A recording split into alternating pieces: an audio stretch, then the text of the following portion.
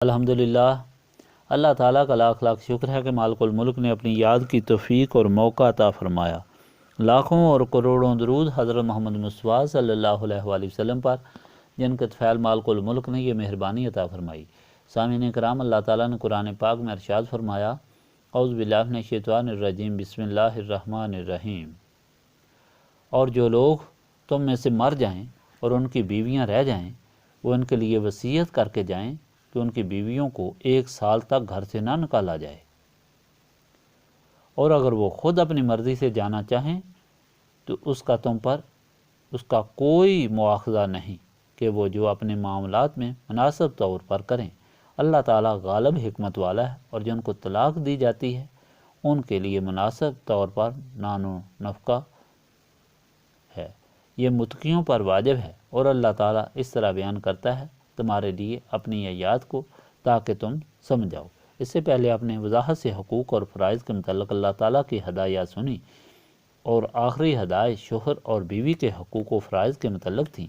اور ان حقوق و فرائض کی ہدایت کے درمیان آپ نے ایک دم نماز کے متعلق اور اللہ تعالیٰ کا ارشاد سنا کہ نماز کی پابندی کرو، اور 5 نمازوں کی پابندی کرو، خاص طور پر درمیانی نماز کی پابندی کرو۔ ان کی حکمت بھی آپ کے سامنے بیان کی تھی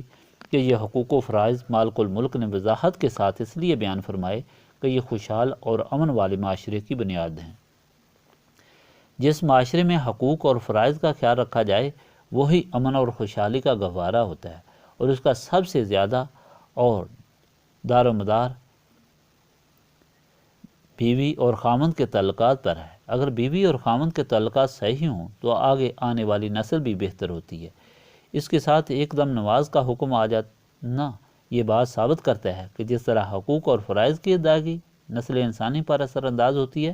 اسی طرح نماز کی ادائیگی بھی نسل انسانی پر اثر انداز ہوتی ہے۔ نماز کی ادائیگی اور پابندی کا اثر انسان پر حقوق اور فرائض کی ادائیگی سے زیادہ ہوتا ہے، اس لیے کہ نماز ہی وہ چیز ہے جس کو خلوص نیت سے ادا کرنے سے انسان حقوق اور فرائض کو پہچان سکتا ہے، اور بے حیائی، بغاوت اور غفلت سے بھی بچ جاتا ہے۔ اس لیے نماز پر زور دیا گیا ہے، اور یہ حکم دیا گیا کہ نماز اس طرح ادا کرنی ہے کہ جس طرح نبی پاک صلی اللہ علیہ وآلہ وسلم نے ارشاد فرمایا۔ اس کا عملی نمونہ ہے وہ اس طرح کہ 5 نمازوں کے اوقات بھی ارشاد فرما دیے، اور یہ کہ 5 نمازیں ادا کرنی ضروری ہیں۔ یہ نہیں کہ ایک نماز ادا کرنے سے انسان فارغ ہو جاتا ہے۔ اس کے ساتھ یہ بھی بیان کیا تھا کہ جو آدمی نماز ادا کرتا ہے اس کے اپنے مالک اور خالق سے دن میں 5 دفعہ ملاقات ہوتی ہے، 5 بار گفتگو ہوتی ہے، اور کائنات کی ہر چیز اس پر سلام بھیجتی ہے۔ اور جو نماز ادا نہیں کرتا، کائنات کی ہر چیز اس پر لعنت بھیجتی ہے کہ یہ کیسا انسان ہے کہ اللہ تعالیٰ کا دیا ہوا رزق کھاتا ہے، اس کی زمین پر چلتا ہے، اس کی دی ہوئی زبان سے بولتا ہے، اس کے دیے ہوئے ہاتھوں سے کام کرتا ہے، اس کے دیے ہوئے پاؤں سے چلتا ہے، اور جو تھوڑا سا حکم اس نے اس کی بہتری کے لیے دیا ہے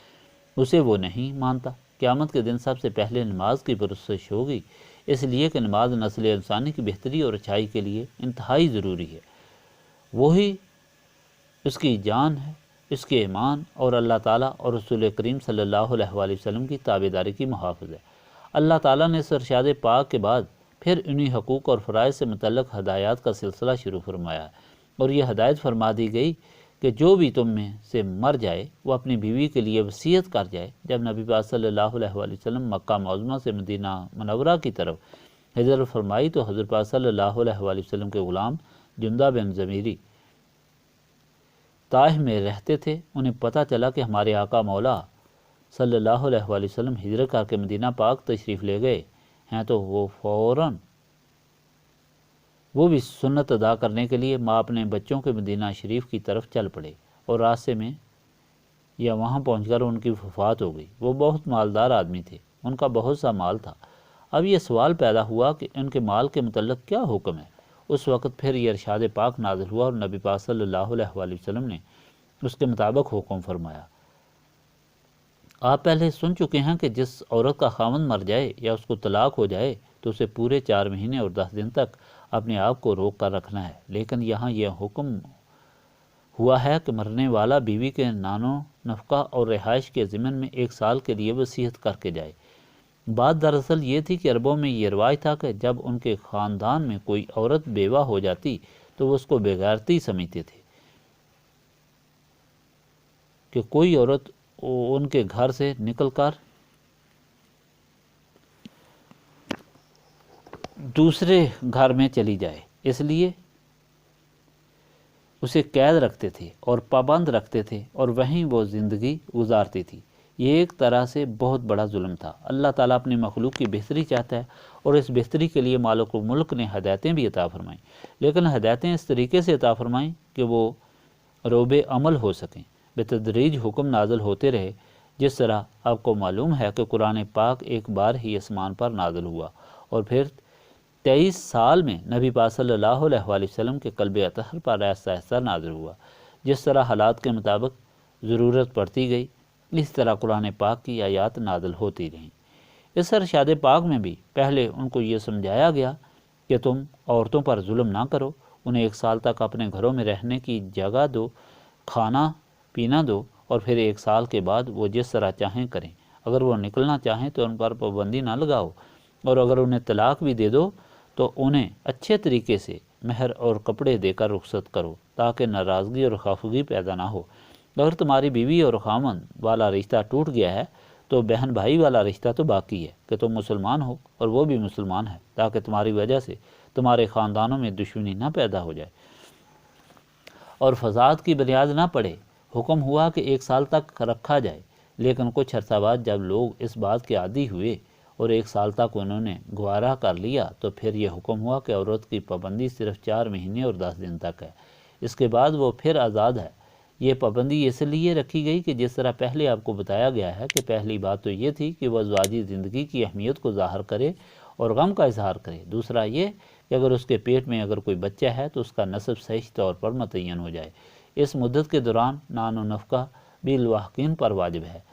تو یہ ارشاد پاک جو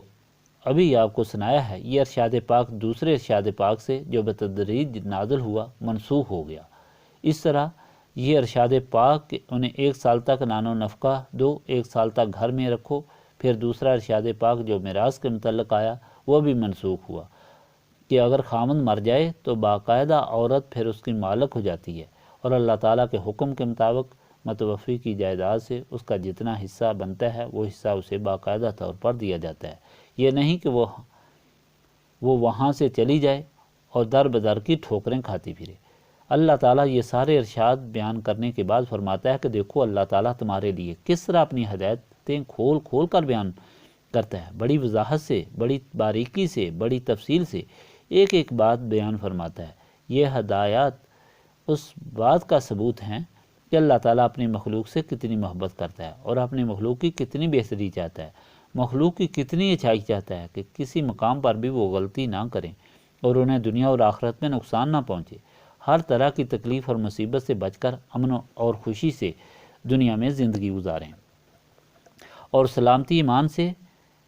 زندگی گزاریں، اور اللہ تعالیٰ نے جو نعمتیں دنیا اور آخرت میں بنائی ہیں ان سے وہ مستفید ہوں۔ سمجھنے والی بات یہ ہے کہ اللہ تعالیٰ اپنی مخلوق پر اتنی مہربانی کیوں فرماتا ہے؟ صرف اس لیے کہ یہ مخلوق اس کے حبیب پاک صلی اللہ علیہ وآلہ وسلم کی غلام ہے۔ حدیث پاک میں آیا ہے کہ حدیث قدسی ہے،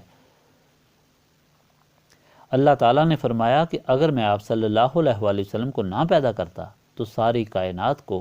پیدا نہ کرتا۔ گویا حضور پاک صلی اللہ علیہ وآلہ وسلم کے طفیل ہی یہ ساری کائنات وجود میں آئی، اور حضور پاک صلی اللہ علیہ وآلہ وسلم کے طفیل مالک الملک نے اپنے مخلوق کو اپنی بندگی میں قبول فرمایا اور پھر انہیں دنیا اور آخرت کی یہ ساری نعمتیں عطا فرمائیں، اور یہ ساری وضاحتیں اور ہدایتیں سب نبی پاک صلی اللہ علیہ وآلہ وسلم کے طفیل ہی عطا فرمائیں،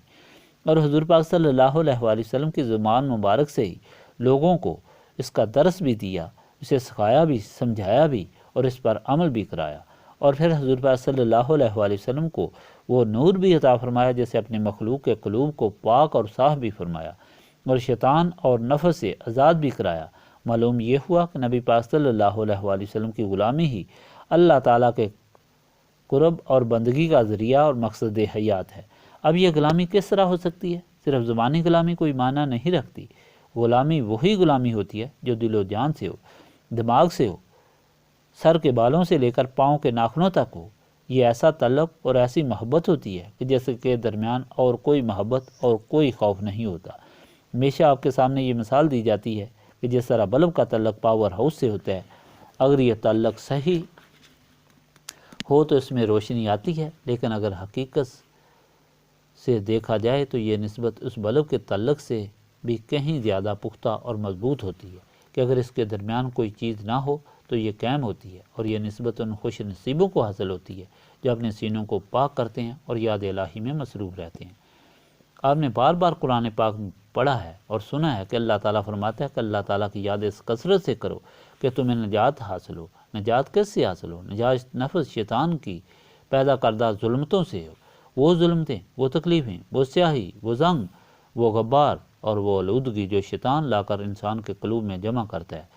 ان سے نجات حاصل کرنے کے لیے ذکر کیا جاتا ہے، اور جتنی کثرت سے کیا جائے اتنا ہی سینہ صاف ہوتا ہے، اور جب سینہ صاف ہوتا ہے تو وہ نسبت رسولی صلی اللہ علیہ وآلہ وسلم کا مسکن بن جاتا ہے۔ گویا یاد الہی سے ہی سینے صاف ہوتے ہیں، اور جن کے سینے صاف ہوتے ہیں انہیں ہی نسبت رسولی صلی اللہ علیہ وآلہ وسلم حاصل ہوتی ہے۔ یہی اس محفل کی غرض و غایت ہے کہ وہ سارے لوگ جو اللہ تعالیٰ اور رسول کریم صلی اللہ علیہ وآلہ وسلم کے حکم کے مطابق زندگی گزارنا چاہتے ہیں، اور اللہ تعالیٰ اور رسول پاک صلی اللہ علیہ وآلہ وسلم کی مہربانیوں سے مستفید ہونا چاہتے ہیں، وہ سارے مل کر